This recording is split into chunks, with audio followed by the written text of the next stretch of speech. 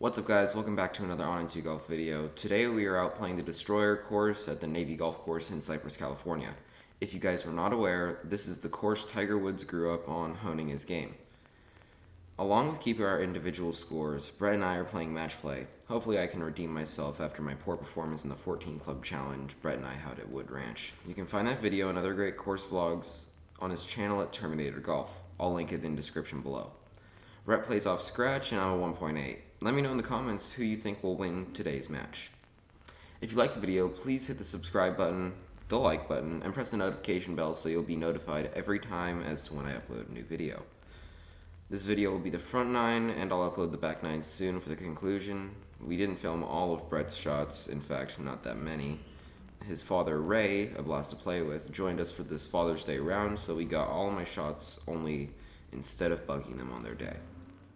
Hole number 1 is a short par 4. I'm using driver even though I don't need to. My warm-up session wasn't great, so I don't know how I'm going to play it today.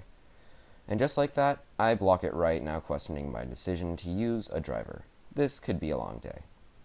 Found my ball. Decision, over or around? I'm going over it with an approach wedge. Flushed it to get it on the green, to give myself a chance of birdie and at least make a par. I didn't have a feel for the greens, so now I have my work cut out for me just to make a par. Unfortunately, I 3-putt for a bogey. Not a great way to start after making a great recovery shot. Fortunately for me though, Brett also made a bogey and we pushed, all square. The second hole is a short par 4. Short but strategic. Only need a 200-yard shot off the tee, but you have to put it on the left side to expose the green to receive the approach shot. I'm hitting a 6-iron. The swing was okay, but I just didn't get it left enough, and now I'm blocked out by the tree going for the green. I'm taking a pitching wedge to work a cut around the tree to get it into a position I could get up and down from. I actually pulled that off pretty well. Now I have a clear shot at the pin to get up and down. I execute my chip perfectly and get it to 1.5 feet away and tap in my par. Brett made a bogey, so my par was good enough to win the hole and take a 1-up lead. Hole number 3 is a dogleg left, 562-yard par 5. You can really cut some of the distance off to this hole by taking it over the bunker left of the palm trees. And that's what we're going to try to do. Perfecto. Here's Brett uncorking one of his monster drives.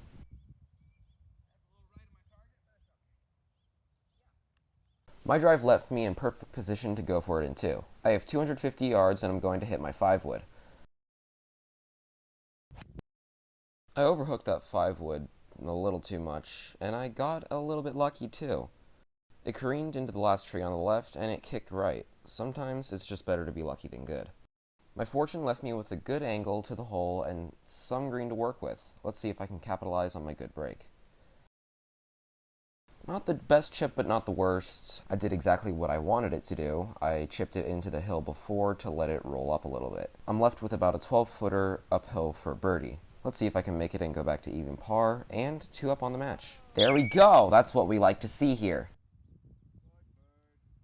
Hole number 4 is the only downwind hole on the front nine, so it's driver all the way. I set my drive a little more out to the right than I would have liked, but it's open and I should have a good look into the green. I'm left about with 92 yards to the pin. I don't want to go too long. Using my 60 degree, hoping the rough will cause it not to spin too much and roll out. I didn't get the roll I was looking for. I'm left with a 30-footer uphill for birdie. Let's just 2-putt this at least. And I hammer this one way too hard. Disappointing, but I set myself up for a very tough par save. Now I have a tough 10 to 11 foot downhill slider for par and stay even and remain 2 up in the match. Unfortunately, I didn't make the par and finished with a bogey. I'm 1 over and go back down to 1 up on the match. Alright, hole number 5 is a dogleg left. I must keep it out of the right of the trees. A draw would be perfect here. I didn't get the draw and send it straight towards the corner of the dogleg. Hopefully it doesn't go too far and I have a shot at the green.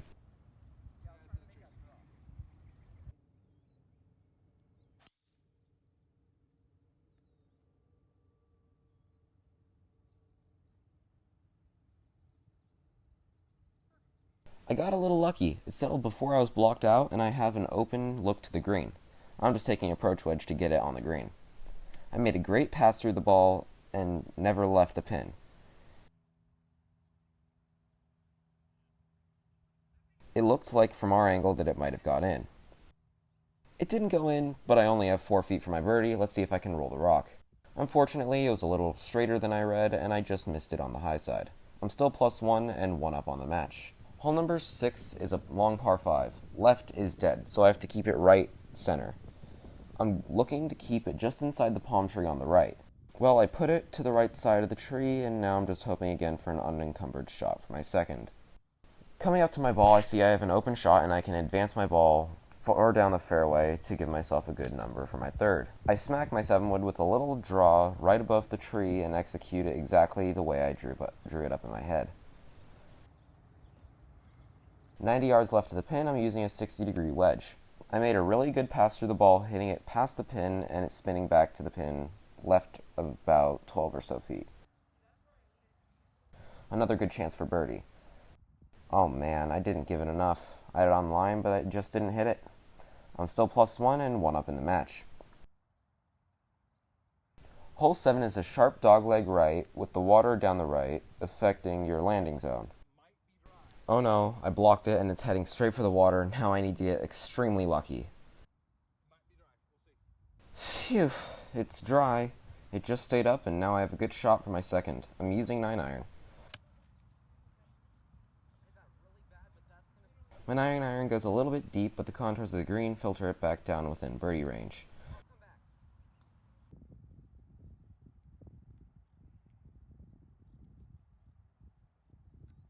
A good 2-putt leaves everything the same as Brett drained an 8-footer to save par 2. Hole number 8 is another dogleg left, right of the tree on the left is perfect, I'm using driver. I hit this good towards the tree and my ball ducks under the right side and kicks out a little more right, and now I'm sitting pretty in the fairway 120 yards out. I draw my sand wedge just a little bit too much, but it looks like it will clear the bunker and be fine on the left side of the green, or just off. My ball is just off the green here and I'm looking to 2-putt. If it goes in, great, that would be a bonus.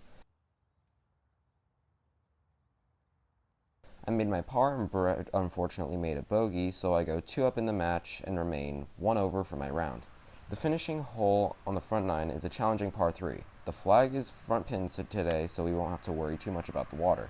I put a high draw in the air with my 8-iron and the wind bats it down a little. It comes up a little short and left, but in good shape. Chipping with my 60-degree wedge, and I'm looking to just get it up and down. Well, that was unexpected, but I'll take it. I finish my front 9 at even par and go 3 up on the match. Stay tuned for the back 9 to see how the match and my round unfolds. Like and subscribe for more content. Peace out.